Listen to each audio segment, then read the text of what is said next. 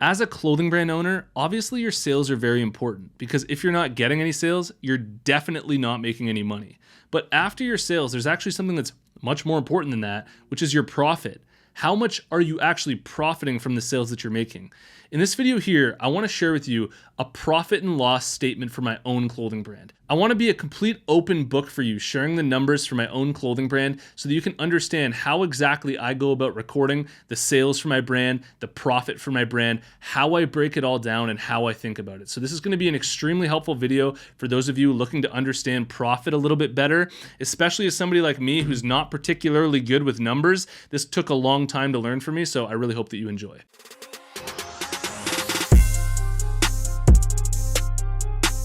Apparel Success is sponsored by my buds over at BrandCrowd. BrandCrowd's a logo maker tool. You type in the name of the logo that you want to have made, hit enter, thousands of logos will come up. You choose the logo that you like, then you can edit and refine that logo as long as you want for free until it's perfect. This is a Hundo P design I made for my own clothing brand using BrandCrowd. If you're interested, head over to brandcrowd.com/apparel success and you can get up to 66% off at checkout. All right, so let me break this down for you as simply as possible. I think that this video has the power to change a lot of clothing brands' lives, help you out like crazy when it comes to how you record things and how you look at your own business. Because I believe that a lot of clothing brands are actually making a lot less money than they think that they're making after understanding what their net profit is, what their gross profit is. So let me break this down for you and let's jump into it. All right, so there's your net profit and there's your gross profit. And these are two completely different indicators for your brand, and I want to explain what they are right now. So your net profit is all of the revenue that remains after you deduct all of the expenses for your clothing brand. So everything that went into producing your clothing and selling your clothing, like ads, your manufacturing, your packaging, your shipping, any promotional items, basically all of your expenses, like legal fees, everything that goes into it.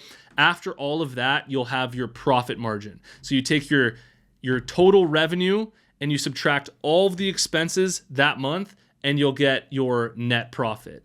Your gross profit is your total sales or your total revenue minus just your cost of goods sold. Now, your gross profit is where you take your total revenue and you only subtract the cost of goods sold.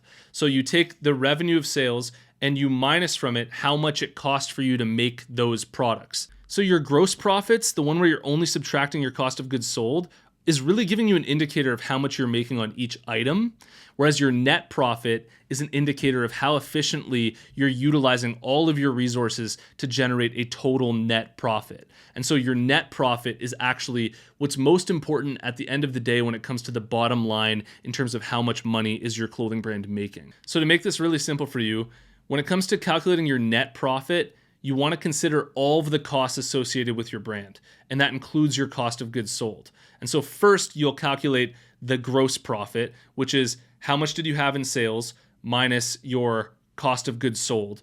And then, in order to calculate your net profit, you'll add on all of the other expenses for your clothing brand. Generally speaking, this is really good to know. Luxury brands tend to have a much higher profit margin, but do lower sales volume, like Gucci and Versace, compared to like a fast fashion brand like H&M or Zara, who try and go really high sales volume but have a much lower profit margin. And so they're basically just different strategies in terms of running your brand. Like if you're selling a lot of clothing, you can kind of get away with having much thinner profit margins, whereas if you're just selling bigger, higher ticket things, then you need to have a higher profit margin in order to make money. So what I want to share with you right now is a profit and loss statement for my own clothing brand, and we're going to break it down together, and it's going to be for November of 2023. The reason why I want to share with you the one for November of 2023 is because it's a really interesting month with a lot to talk about.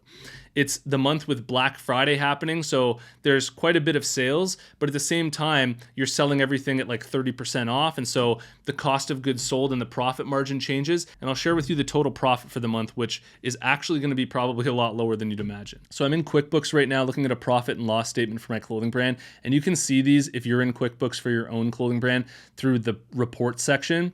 And you can see that in November, I did $44,121.41 in sales. The sale ran a bit longer than November, like into December. And so we did a whole chunk of sales after that into December too, but we're just looking at November now. So the first thing that QuickBooks does when it's showing you a profit and loss statement is it'll automatically calculate the gross profit, which if you remember is the total revenue minus your cost of goods sold. So back to this profit and loss statement, the cost of goods sold was $23,935.54, which gave me a gross profit of $20,185.87. Now, looking at this, you might be thinking you did $44,000 in sales and had $20,000 in cost of goods sold. How does that work? Well, you have to remember that at this time of year, everything is seriously discounted. So almost all the sales that I was getting were all of my clothing at 30% off. That's why there's $20,000 worth of cost of goods sold for only $44,000 worth of sales. And so there was a gross profit of $20,000, but let's calculate the net profit now. Like, how much did my clothing brand make that month? Was I in a profit? Was I in a loss? Well, now we have to deduct all of the other expenses for my clothing brand that month,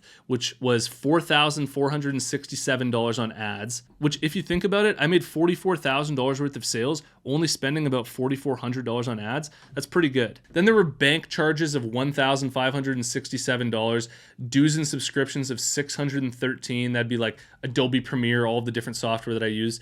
There was a legal fee of $2,700 that I had to pay. And shipping in Canada these days is absolutely ridiculous. It's so unbelievably expensive. And I ended up spending $6,757 on shipping. So I ended up with a net profit in this month of November of $3,552.67. Now, in that month of November, I'm not trying to make a crazy amount of profit. The month of November is a great month to get your brand out there, to get in front of more people, to make more sales, and to hopefully retain those customers in the future. And so going into this month, you're aware that when you heavily discount your items and you're spending some money on ads to get it out there and you've got all these other expenses, you're not going to make as much profit-wise, but you're hoping in that month of November to move a lot of volume and to gain new customers and to really get your brand out there some more. And so I think that it was a job well done in that sense. And as long as you can do that without being in a loss, it can help your brand into the future. I think it's really important to note that you can have months where you're doing a lot less in sales, but making more in profit because you're selling everything at regular price.